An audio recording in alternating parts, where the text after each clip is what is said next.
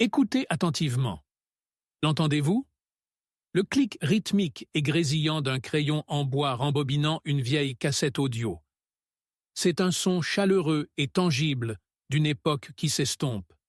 Mais ensuite, ce rythme analogique réconfortant s'éloigne lentement. Il est remplacé par un lourd silence, éclairé seulement par la lueur froide et pâle d'un écran de smartphone, défilant sans fin dans la nuit. Dans cet espace tranquille, entre la cassette et l'écran, un profond sentiment d'isolement s'installe. Vous êtes-vous déjà senti comme un passager bloqué à la gare du temps? Vous savez que vous n'appartenez pas au monde silencieux laissé derrière vous. Pourtant, vous ne vous intégrez jamais vraiment non plus à ce présent numérique bruyant et hyperconnecté. Vous êtes exactement au milieu. Si ce déplacement silencieux vous semble profondément familier, vous n'êtes pas seul. Aujourd'hui, nous allons explorer la psychologie silencieuse de la génération prise entre deux mondes. Chaque fois que les sociologues ou les médias parlent des divisions générationnelles, la conversation se transforme généralement en une rude épreuve de force. D'un côté, nous avons la génération X. Ils sont souvent décrits comme les enfants à la clé, cyniques et farouchement indépendants, qui ont grandi en se débrouillant seuls.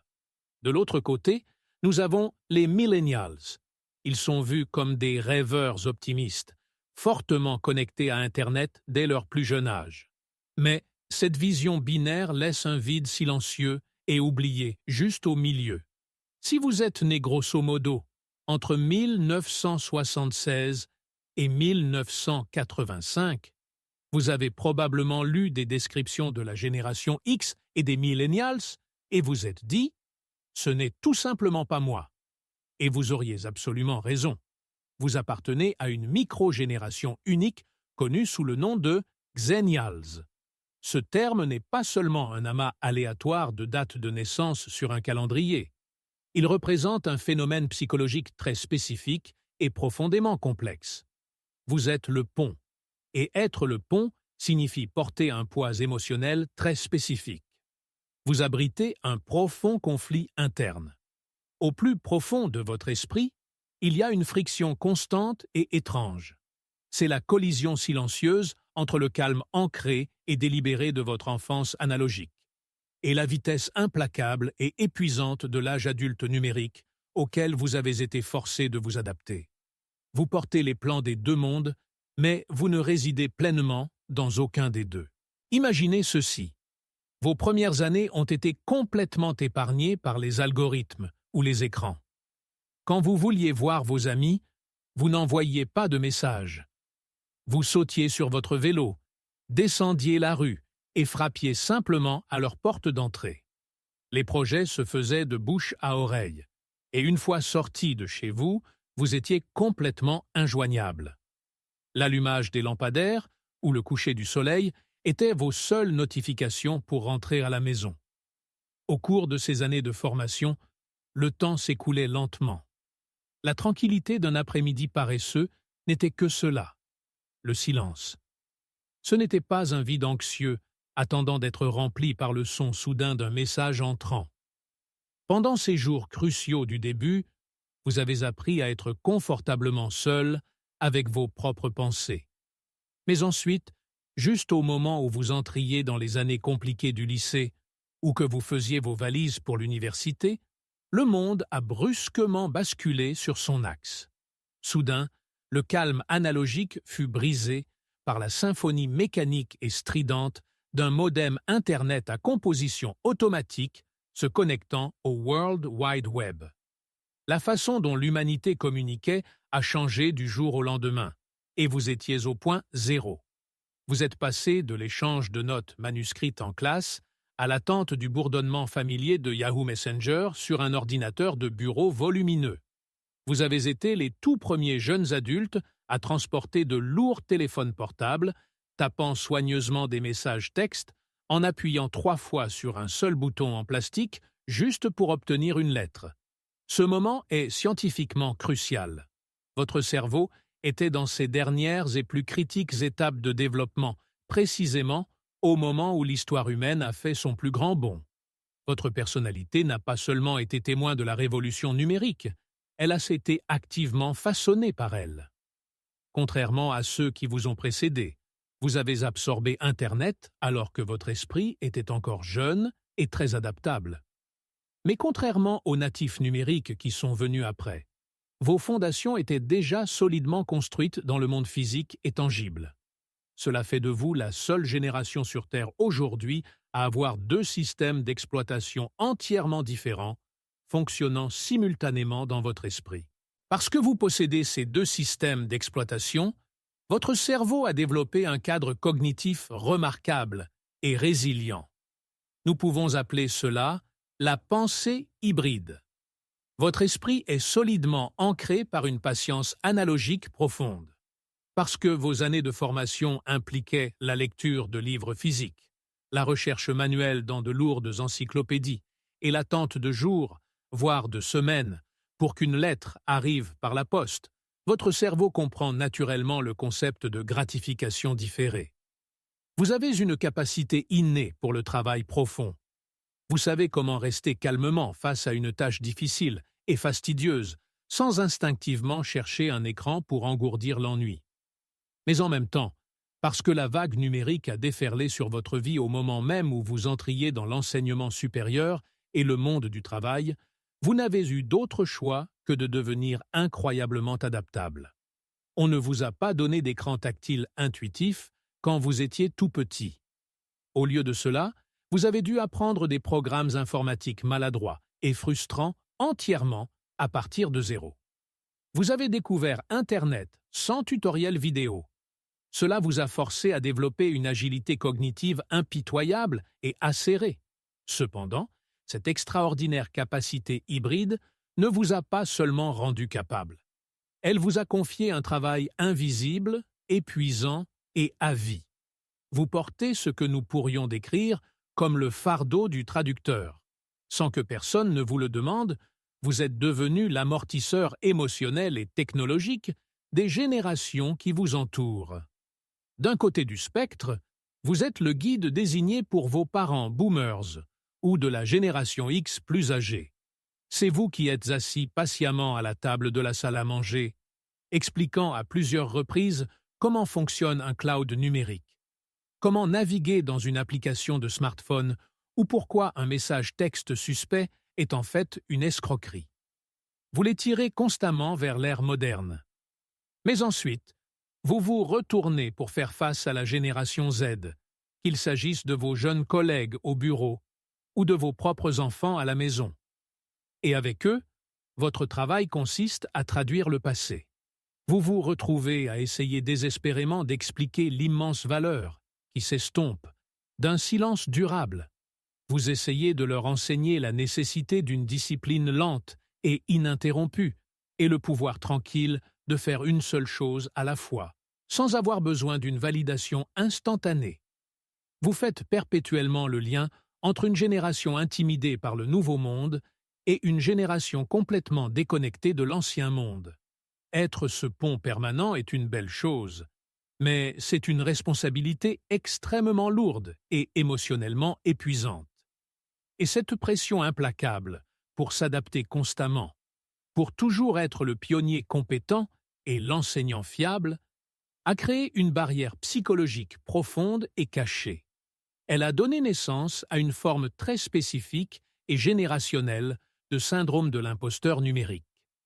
Il y a une ironie profonde et déchirante ici. La génération des Xennials a littéralement posé les premières pierres du paysage numérique moderne. Vous avez construit les premiers forums en ligne, vous avez codé les plateformes fondamentales, et vous avez défini la culture numérique dans laquelle tout le monde vit aujourd'hui. Pourtant, dans les recoins les plus calmes de votre propre esprit, vous vous sentez toujours comme un invité dans cette maison numérique. Au fond de vous, vous savez que vous êtes un immigrant numérique. Mais la société exige que vous mettiez constamment un masque pour vous fondre parfaitement avec les natifs numériques. Chaque fois qu'une nouvelle plateforme de médias sociaux explose en popularité, ou qu'un changement technologique massif balaie le globe, vous vous poussez instinctivement à la prendre afin de ne pas perdre votre avantage professionnel ou social. Vous projetez une compétence absolue. Mais sous cet instinct de survie soigné, il y a un murmure nerveux et persistant. Vous vivez avec une anxiété subtile et tenace. Vous êtes secrètement terrifié qu'un jour, vous n'ayez simplement plus l'énergie de suivre le rythme. Vous craignez que le rythme implacable du monde ne vous dépasse finalement, que le masque ne tombe et que vous soyez exposé comme quelqu'un qui est, à son essence même, fondamentalement obsolète. Cette performance épuisante de compétences mène directement à un paradoxe profond et moderne. En tant que génération, vous maîtrisez incroyablement bien le langage d'Internet. Vous savez exactement comment gérer une présence numérique, comment naviguer dans des logiciels complexes et comment communiquer parfaitement sur plusieurs plateformes en ligne. Pourtant, malgré votre maîtrise absolue de ces outils, vous êtes les personnes qui aspirent le plus ardemment à une déconnexion totale. Il y a un coût émotionnel élevé et caché à votre adaptation constante. C'est un épuisement silencieux et latent. Vous téléchargez perpétuellement les dernières mises à jour de votre propre esprit juste pour rester pertinent dans un monde qui refuse de ralentir. La seule énergie mentale nécessaire pour combler continuellement le fossé entre vos racines analogiques et la frontière numérique implacable vous laisse complètement vidé à la fin de la journée. Mais sous cet épuisement se cache une émotion encore plus profonde et complexe. C'est un type de deuil très spécifique. Vous portez le chagrin d'être injoignable. Vous vous souvenez vivement d'une époque où quitter votre maison signifiait laisser le monde entier derrière vous. Vous vous souvenez de la liberté absolue d'être physiquement absent, de savoir que personne ne pouvait exiger votre attention immédiate tant que vous n'étiez pas rentré chez vous. Cette liberté profonde et silencieuse est partie pour toujours. Maintenant, vous portez un appareil dans votre poche qui garantit que vous êtes toujours accessible, toujours connecté et toujours censé répondre.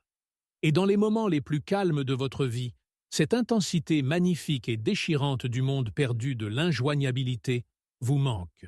Ce profond désir de déconnexion dicte entièrement la façon dont vous naviguez dans les chapitres les plus sombres de votre vie. Vous êtes-vous déjà demandé pourquoi, face à une crise soudaine ou à un traumatisme personnel profond, les Xennials semblent si étrangement, presque étrangement, silencieux par rapport à tout le monde? Lorsque le sol tremble sous leurs pieds, la génération Z diffusera souvent immédiatement ses émotions fracturées sur la scène numérique, recherchant activement une communauté rapide d'empathie et de guérison partagée. À l'autre extrémité, la génération X a tendance à avaler la douleur entière, endurant la tempête dans un silence solitaire et stoïque. Mais vous ne faites ni l'un ni l'autre. Lorsque la tragédie frappe, vous activez instinctivement vos deux systèmes d'exploitation interne en même temps. D'abord, vous débranchez violemment. Vous vous retirez dans votre sanctuaire analogique, vous enveloppant dans un silence total et un isolement absolu pour protéger vos émotions brutes et saignantes. Vous vous déconnectez complètement pour simplement respirer. Mais pendant que votre cœur se repose dans cette pièce sombre et silencieuse, votre esprit démarre la machinerie numérique. Vous ouvrez un onglet de navigation privée et recherchez sans relâche vos propres blessures psychologiques. Vous consommez des articles, recherchez des schémas comportementaux et analysez froidement votre traumatisme avec la précision d'un chirurgien numérique. Vous devenez tranquillement votre propre thérapeute secret, disséquant la douleur jusqu'à ce que vous la compreniez complètement bien avant de chuchoter le moindre mot à son sujet au monde extérieur. Aux Xennials qui écoutent aujourd'hui, vous n'êtes pas une génération oubliée perdue au milieu. Vous êtes l'encre vitale. Sans vous, le saut rapide et violent du monde physique au royaume numérique aurait complètement fracturé notre société. C'est vous qui maintenez ensemble le passé fragile et l'avenir écrasant. Je sais exactement à quel point il est incroyablement épuisant de constamment traduire entre deux époques entièrement différentes. Je sais à quel point être ce pont permanent peut sembler lourd chaque jour. Mais s'il vous plaît, rappelez-vous que votre endurance silencieuse est votre plus grande force absolue. Vous possédez une profondeur profonde et ancrée dont ce monde au rythme implacablement rapide a désespérément besoin en ce moment. Avant de passer à un autre écran, je veux vous demander une petite faveur. Peu importe la génération à laquelle vous appartenez, prenez une profonde inspiration. Fermez les yeux un instant. Essayez de vous souvenir d'un son analogique spécifique et réconfortant de votre enfance. Était-ce le claquement lourd d'un appareil photo argentique, le doux ronronnement du bruit blanc de la télévision, ou la lente rotation d'un téléphone à cadran? Quel que soit ce son, partagez ce souvenir tranquille avec nous dans les commentaires ci-dessous. Souvenons-nous de ce monde qui s'estompe ensemble.